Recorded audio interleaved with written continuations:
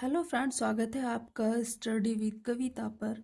तो जैसा कि मैंने कल बताया था आपको कि अब हमारी टीजीटी पीजीटी की वैकेंसियाँ आने वाली हैं। तो इन सबको देखते हुए अब मैंने टेक्सटाइल का कुछ कंटेंट तैयार किया है, जो कि अब हम स्टार्ट करेंगे टेक्सटाइल से। तो चलिए, मैंने एकदम बिल्कुल शुरू से स्टार्ट किया है और मैं इसमें अब कुछ भी नहीं छोड़ूंगी। तो जब से पहले ये देखिए, मैंने खुद के नोट्स बनाए हैं, खुद के नोट्स तैयार करे हैं। आप इनको देख कर भी अपने नोट्स बना सकती हो। तो आप देखिए, सबसे पहले मैंने यहाँ लिखा है वस्त्र तंतु विज्ञान का अर्थ, परिभाषा, महत्व व ऐतिहासिक विकास। इन सब टॉपिक्स को हम कवर करने वाले हैं। तो चलिए, इनमें से आज हम कुछ टॉपिक्स को देख लेते हैं, कुछ हम नेक्स्ट देख लेंगे। ऐसे ही धीरे धीरे करके हम अपने टेक्सटाइल को कवर कर लेंगे। तो सबसे पहले देखते हैं हम टेक्सटाइल। टेक्सटाइल है क्या? क्या है टेक्सटाइल? तो जो हमारा टेक्सटाइल है, टेक्सटाइल टेक्सटाइल यानी कि टेक्सटाइलिस शब्द लैटिन भाषा के टेक्सटाइल शब्द से बना है। टेक्सटाइल शब्द से बना है, जिसका तात्पर्य है कोई भी वस्तु जो बुनी हुई हो वह जिसमें एक से अधिक रेशे आपस में गुथे हुए हो। वेव टू यानी कि जो कोई भी वस्तु, मतलब इसका अर्थ क्या हुआ कि जो जो भी वस्तु बुनी हुई है या जो पहनने योग्य वस्त्र है जिसमें एक से अधिक रेशे आपस में बुने हुए हैं या फिर गुथे हुए हैं, वही क्या है? हमारी टेक्सटाइल है। क्या है? टेक्सटाइल है। तो हम ऐसे अब टेक्सटाइल का अर्थ देखते हैं। अर्थ है तंतु से धागे, वे धागे से वस्त्र बनने की प्रक्रिया। Sequence of fibre to yarn to fabric. क्या? Sequence of fibre to yarn to fabric बनने की प्रक्रिया ही टेक्सटाइल है। अब हमारी टेक्सटाइल को हम कितने चरणों में संपन्न किया गया है? तो यह 3 चरणों में संपन्न होती है। इसको 3 चरणों में संपन्न किया गया है। सबसे पहला चरण है इसका तंतु यानी कि फाइबर। क्या है? तंतु। तंतु क्या है? तो सबसे पहला हम देख लेते हैं तंतु है क्या। जो कि या तो कताई किया हुआ या ऐंठन वाला तंतु होता है, या जिससे प्रत्यक्ष रूप में तंतु के रूप में आयो उपयोग में लाया जाता है।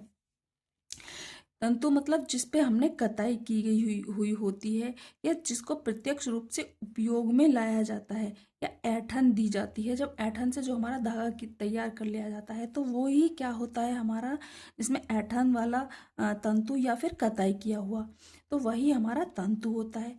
उसके तंतु के बाद हमारा आता है, जैसे हम तंतु को तैयार कर लेते हैं, उसमें ऐंठन दे लेते हैं या फिर उस पर कताई हो जाती है, तो स्पिनिंग हो जाती है। तो स्पिनिंग के बाद या कताई करने के बाद, ऐंठन देने के बाद फिर हमारे बनता है धागा। तो फिर हमारा किसका प्रोसीजर होता है? धागे का। फिर हमारा यान तैयार होता है।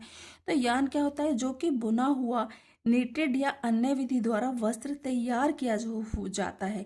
तो धागे से, यान से हमारा क्या किया जाता है? हमारा उस पर बुनाई करके, हमारा उससे या सिलाई करके नीटेड मतलब कि वस्त्र तैयार किया जाता है। किससे? धागे से। वही हमारा होता है यान। और उसके बाद होता है हमारा तंतु यानी कि फैब्रिक, जिससे कोई विभिन्न जिसमें कई विभिन्न परिसज्जा प्रक्रिया की जाती है और उपभोक्ता हेतु तैयार वस्त्र बनाया जाता है, वही हमारा फैब्रिक होता है।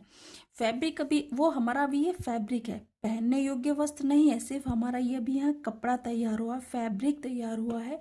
ये जैसे कि मान लीजिए आप, जैसे भी आपने 2 मीटर का कोई कपड़ा लिया, आप जब तक वो आपके पास 2 मीटर में कपड़ा है, जब तक वो आपका फैब्रिक है। जब तक मतलब परिसज्जाएं, उस प्रक्रियाएं, उस पर कौन सी प्रक्रियाएं, जैसे उसकी साफ सफाई करना, ये सब करना, उस पर कलरिंग वगैरह जो भी सारी चीज़ें की जाती हैं वो फैब्रिक पर ही की जाती हैं।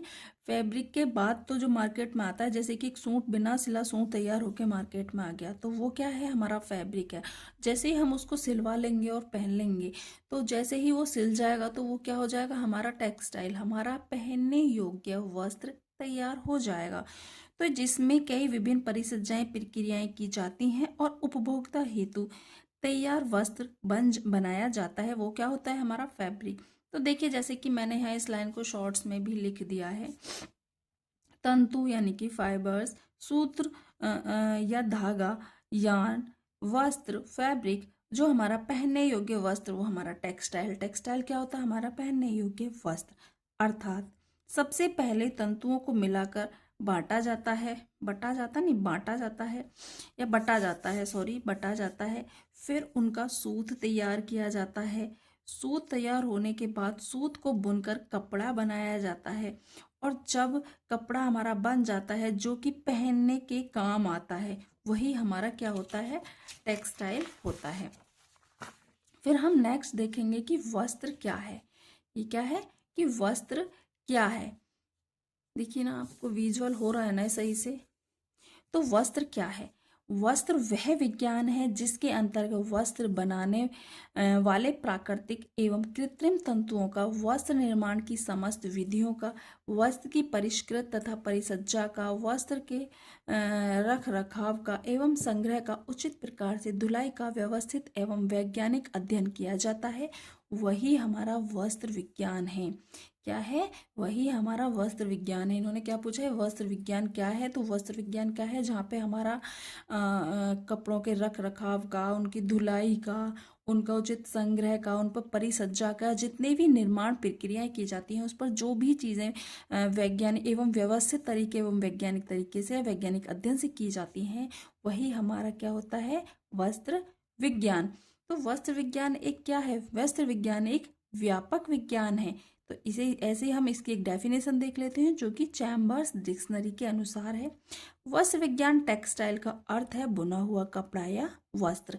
क्या लिखा है चैम्बर्स डिक्शनरी में, वस्त्र विज्ञान टेक्सटाइल्स का टेक्सटाइल का अर्थ है बुना हुआ कपड़ा या वस्त्र। नोट, इसमें जैसे तंतु वस्त्र उपयोग में धागे और वस्त्र बनाने हेतु आधारभूत इकाई है। हमारे जो सबसे मूलभूत इकाई है या वस्त्र बनाने की, क्वेश्चन भी आया हुआ है, PYQ है।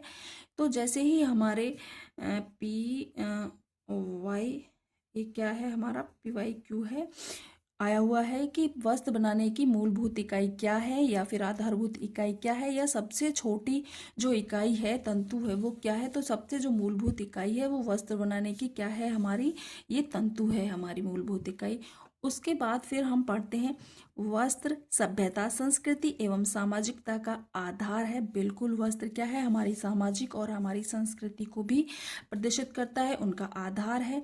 वर्तमान समय में वस्त्र न केवल हमारी सभ्यता, आराम, मनोवैज्ञानिक आवश्यकता बन गया है। वस्त्र केवल हमारी सभ्यता ही नहीं है, वो आराम और एक मनोवैज्ञानिक आवश्यकता भी क्या हो गया है, वस्त्र बन गया है। किसी भी देखो, किसी भी व्यक्ति का परिधान उसके व्यक्तित्व का आईना होता है। बिल्कुल होता है। जैसे कि जो वैसा इंसान को, जैसा व्यक्ति होता है, वस्त्र भी व्यक्ति वैसे ही धारण करता है। जैसे कि आप किसी डॉक्टर्स को या वकील को देखकर आप बता सकते हो कि उसकी ड्रेस को ही देखकर आप बता सकते हो कि ये वकील है या फिर डॉक्टर है। तो व्यक्ति का परिधान उसके व्यक्तित्व का क्या होता है, आईना होता है। व्यक्ति के कपड़े को देखकर व्यक्तित्व को समझा जा सकता है, बिल्कुल समझा जा सकता है। मनुष्य की बुनियादी आवश्यकताओं में कपड़े का दूसरा स्थान है, क्योंकि हमारी मनुष्य की 3 बुनियादी आवश्यकताएं होती हैं। कौन कौन सी होती हैं, रोटी, कपड़ा और मकान, जिसमें कि हमारी दूसरी सबसे बड़ी आवश्यकता कौन सी है, भोजन के बाद वस्त्र। भोजन के बाद दूसरी हमारी सबसे बड़ी आवश्यकता जो है वो है वस्त्र। फिर हमारा आता है मानव संस्कृति एवं सभ्यता में कपड़ों की भूमिका अत्यधिक है। मानव सभ्यता, संस्कृति एवं सभ्यता में कपड़ों की भूमिका अत्यधिक है, बिल्कुल है। व्यक्ति वही कपड़ा धारण करता है जैसा वह अपने आप को समाज में प्रदर्शित करता है। बिल्कुल, ये चीज हमने यहाँ पहले भी एक बार रिपीटेड हो गई है। व्यक्ति का परिधान उसके व्यक्तित्व का आईना होता है। तो व्यक्ति कपड़ा भी वैसा ही धारण करता है जैसा अपने आप को समाज में वो दिखाना चाहता है। जैसे वेटर, डॉक्टर या फिर टीचर्स, तो जैसा इंसान अपने आप को दिखाने चाहेगा वैसे ही वो अपने कपड़े धारण करेगा। तो फ्रेंड्स, आज के लिए हम इतना ही रहने देते हैं। जो है कल हम पढ़ेंगे वस्त्र विज्ञान का महत्व और इसका इतिहास।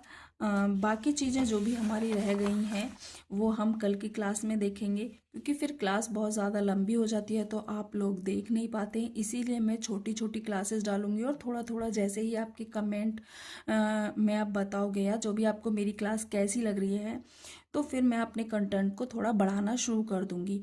अगर आप चाहोगे तो मैं आपको पूरा आधा 1 घंटे का भी कंटेंट दे सकती हूँ, लाइव कंटेंट भी दे सकती हूँ और यूट्यूब पर ही फ्री दूंगी। तो प्लीज़ मेरे इस चैनल को सब्सक्राइब करना, शेयर करना और लाइक करना।